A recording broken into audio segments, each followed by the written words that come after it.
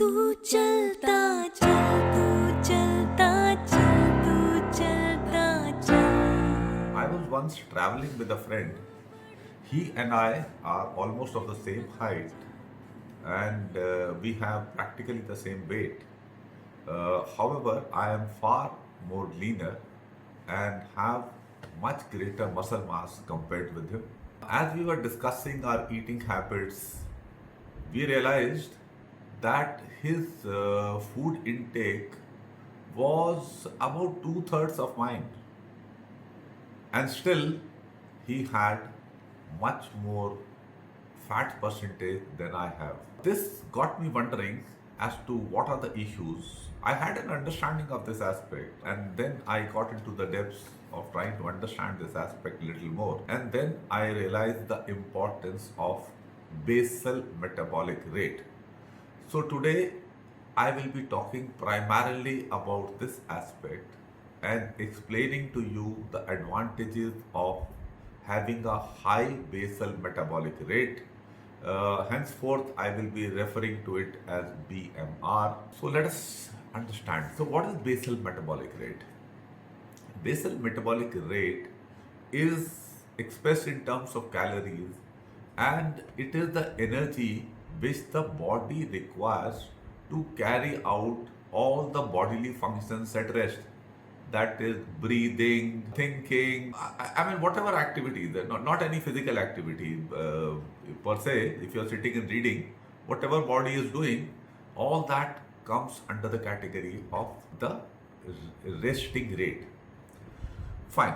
It affects the rate at which you burn calories, and this is very, very important because your BMR accounts for about 60 to 75% of the calories that you will burn every day, and it will be the same whether you are a marathon runner or you are a bodybuilder or you are an Olympic athlete or you are a normal worker or student.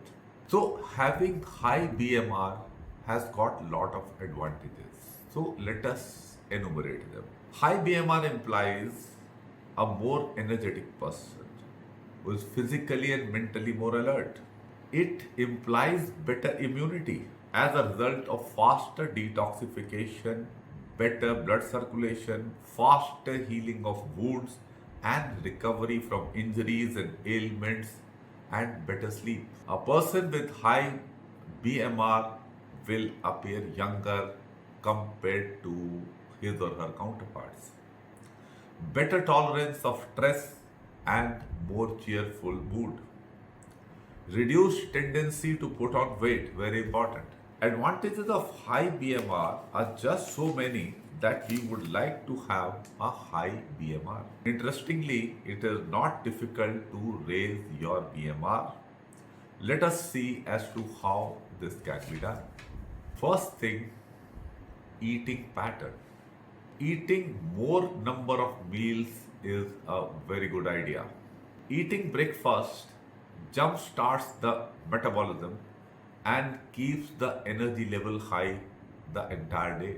Example, my friend used to come for morning tennis on an empty stomach, whereas I eat a banana in the morning and carry a protein shake with me.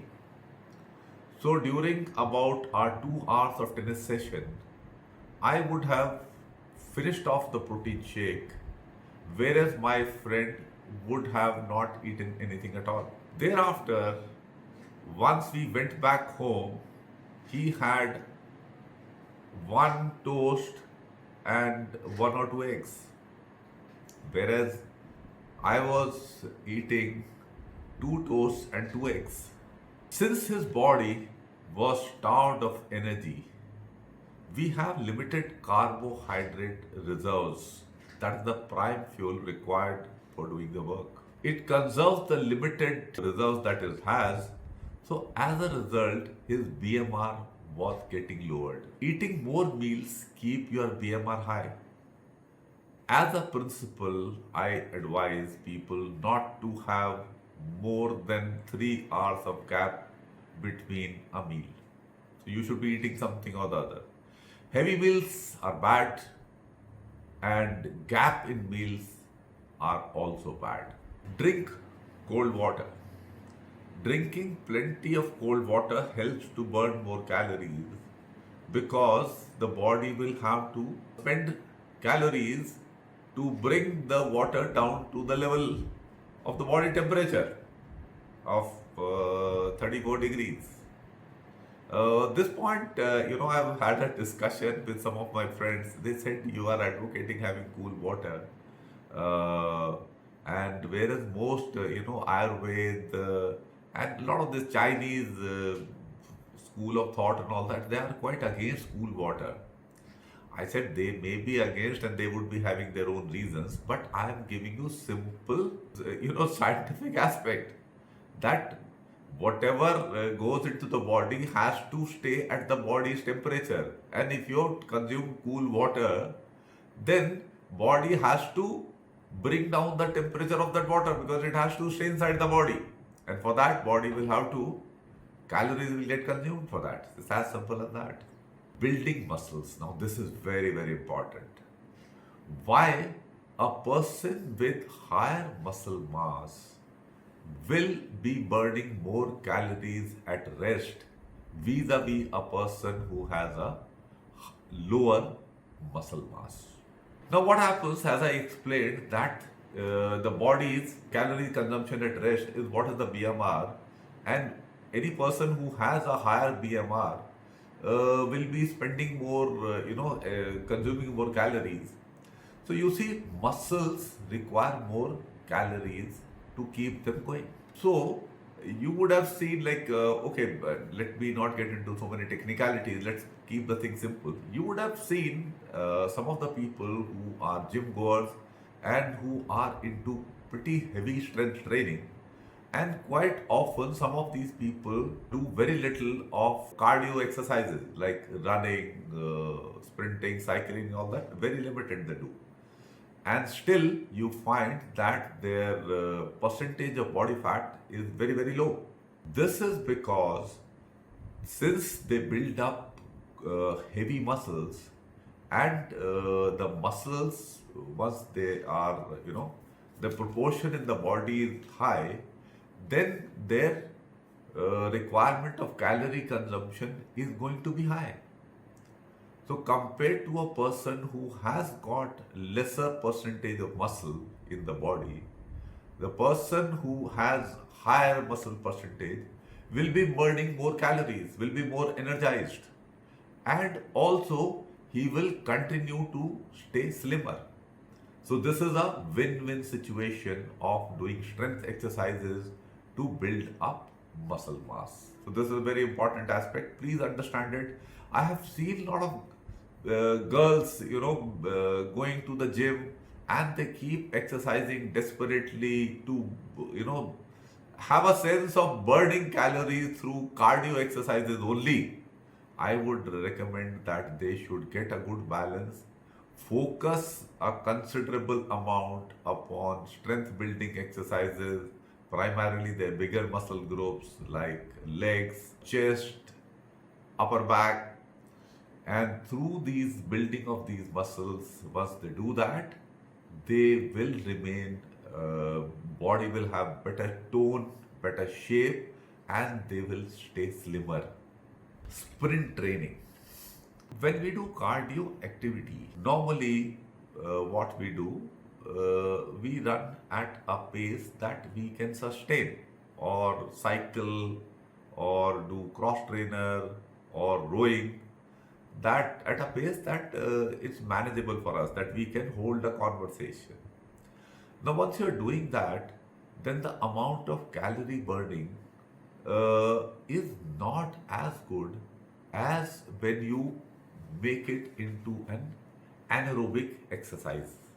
The difference between aerobic and anaerobic exercises, that in aerobic exercises, the rate of calorie consumption, the body is not depending upon stored oxygen for carrying out the physical activity.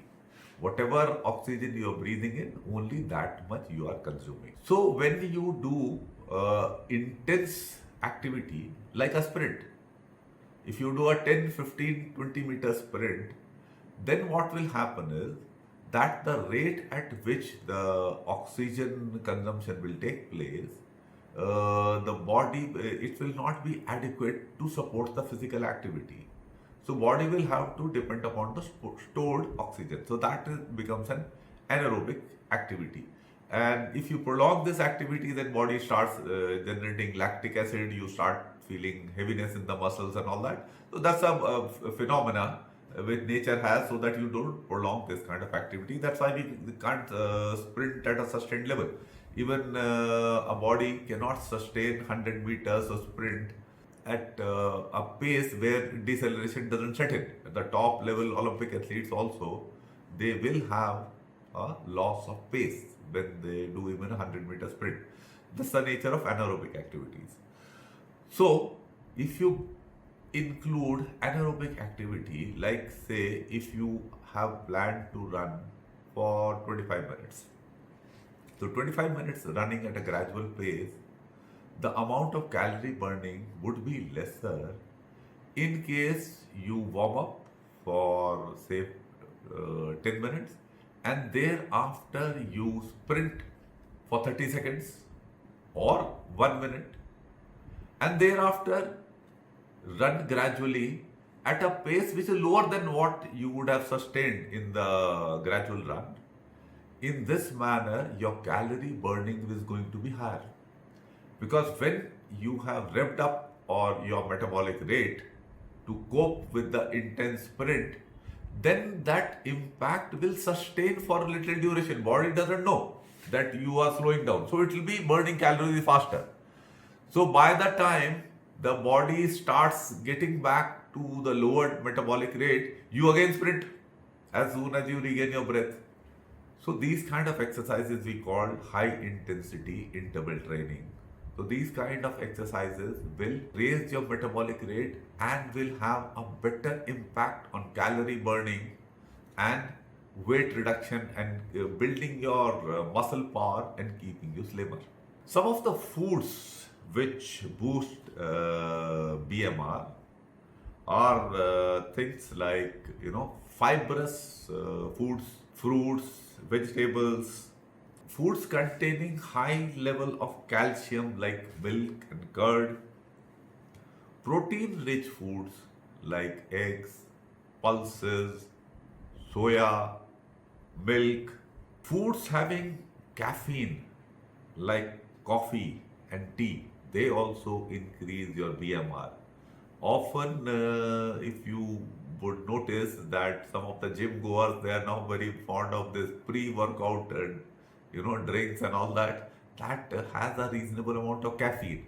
It boosts up your metabolic rate and improves your performance. Foods containing iron like apple, spinach, foods having high vitamin D like fish, cheese, egg yolk to be precise. These are some of the things I wanted to share with you about raising your BMR. Please use these tips to raise your BMR and get slimmer, get stronger, be more energized. Thank you.